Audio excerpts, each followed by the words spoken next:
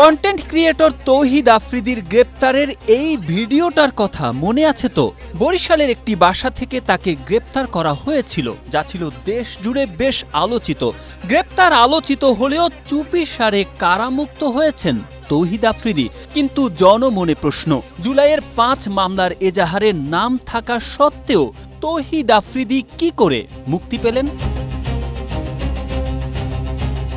দৈনিক আগামী সময়ের প্রতিবেদনে বলা হয়েছে, 3 মামলায় জামিন পেয়ে গেল বৃহস্পতিবার চুপিসারে কারামুক্ত হয়েছেন তৌহিদ আফ্রিদি। বিষয়টি পুলিশ ও স্বরাষ্ট্র মন্ত্রণালয়ের ব্যর্থতা দাবি করে সুপ্রিম কোর্টের আইনজীবী ইশরাত হাসান দৈনিকটিকে বলেন, তৌহিদ আফ্রিদি পরিচিত ব্যক্তি, তার বিরুদ্ধে কয়টি মামলা আছে পুলিশের জানার কথা। স্ট্রবেরি সুপার ডটেড ও ক্লাসিক ভ্যারিয়েন্টে সেন্সেশন জাগুক শিহরণ।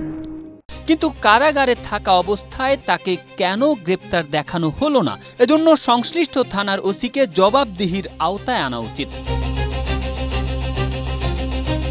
এ বিষয়ে সংশ্লিষ্ট সূত্র বলছে, সাধারণত জুলাই গণঅভ্যুত্থানের কোনো মামলায় আসামির জামিন হলে ডিএমপির প্রসিকিউশন বিভাগকে জানানো হয়। তখন ওই আসামির বিরুদ্ধে অন্য কোনো মামলা আছে কিনা তার খোঁজ নেওয়া হয়।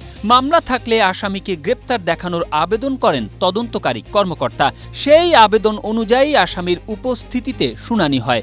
এজাহারের নাম থাকলে আইন অনুযায়ী গ্রেপ্তার দেখানো হয়। কিন্তু মামলা থাকা সত্ত্বেও তৌহিদ আফ্রিদির ক্ষেত্রে তা অনুসরণ করা হয়নি।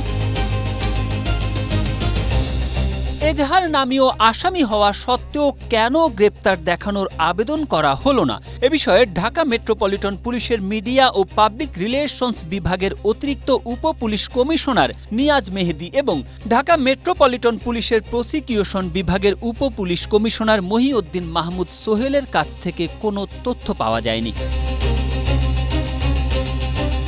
Tarique Ahmed, Asia post.